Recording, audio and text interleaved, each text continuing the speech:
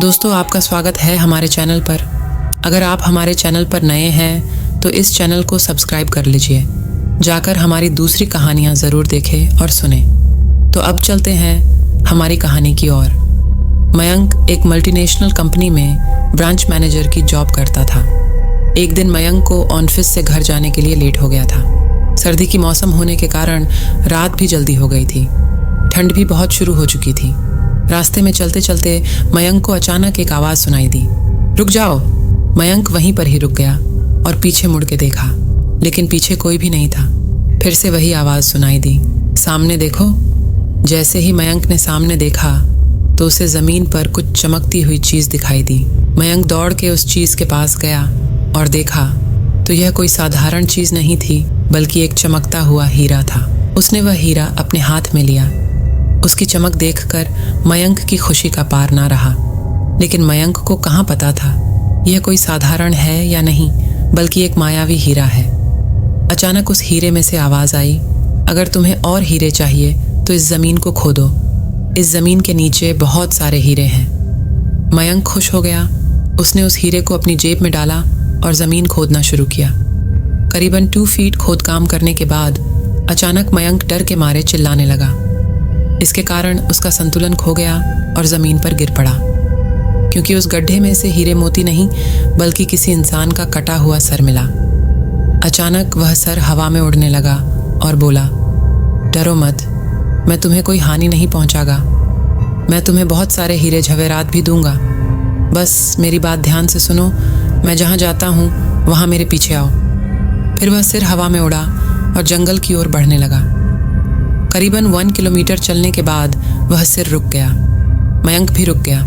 फिर उस सिर ने मयंक से कहा, इस ज़मीन के भीतर बहुत सारे हीरे मोती जवाहरात छुपे हुए हैं। इस ज़मीन पे खोद काम शुरू करो। मयंक खुश हो गया और उस ज़मीन को खोदना शुरू कर दिया। खोदते खोदते उस ज़मीन के नीचे हीरा मोती तो नहीं मिले, बल्कि उस सिर का कटा हुआ धड़ मिला। उस सिर ने कहा, अब तुम्हें एक आखिरी काम करना है, उसके बाद मैं तुम्हें मालामाल कर दूंगा। तुम्हें कहीं से भी एक लोटा खून लाना होगा। मयंक ने बोला, एक लोटा खून? पर मैं एक लोटा खून कहाँ से लाऊंगा? उस सिर ने कहा, चलो मेरे साथ। वो डरावना चेहरा मयंक को साथ लेकर थोड़ी दूरी पे गया। वहां उसे एक इंसान को जाते हुए देखा। वो सिर बोला, उस इंसान को मारकर उसका खून ले आओ। मयंक डर गया और बोला, नहीं नहीं, ये मुझसे नहीं होगा। मैं यह नहीं कर सकता।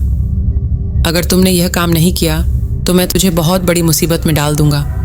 फिर तुम्हारी पूरी जिंदगी नर्क बन जाएगी। मयंक ने हाथ जोड़कर उसे कहा, मुझे माफ़ कर दो। अगर मैंने उसे मारा तो मुझे पुलिस गिरफ्तार कर देगी और मुझे जेल जाना पड़ेगा। उस सिर ने अपने तंत्र मंत्र की शक्ति से एक छुरी और लोटा प्रकट किया और गुस्से से बोला, अगर तुम मेरा यह काम नहीं करोगे तो मैं तुम्हारे पूरे परिवार को मौत के घाट उतार दूंगा। मयंक ने मजबूरी में आकर उस आदमी को मार डाला और उसका खून लेकर उस सिर के पास गया। वो सिर खून को देखकर बहुत खुश हुआ और बोला, यह खून मेरे शरीर पे डाल दे। उस सिर के कहने पर मयंक ने खून को उसके शरीर पे डाल दिया। फिर कुछ ही देर में वो कटा हुआ सिर उस शरीर पे जुड़ गया। यह सब देखकर मयंक की हालत अब खराब होने लगी। वो उस भूत को देखकर काफी डर गया। जैसे ही वो भूत जिंदा हुआ तो जोर जोर से हंसने लगा और डरावनी आवाज में बोला, तुमने बहुत बड़ी गलती कर दी कि तुमने मुझे फिर से जिंदा कर दिया। अब मैं सिर्फ तुम्हें ही नहीं बल्कि इस पूरे शहर को मौत के घाट उतार दूंगा।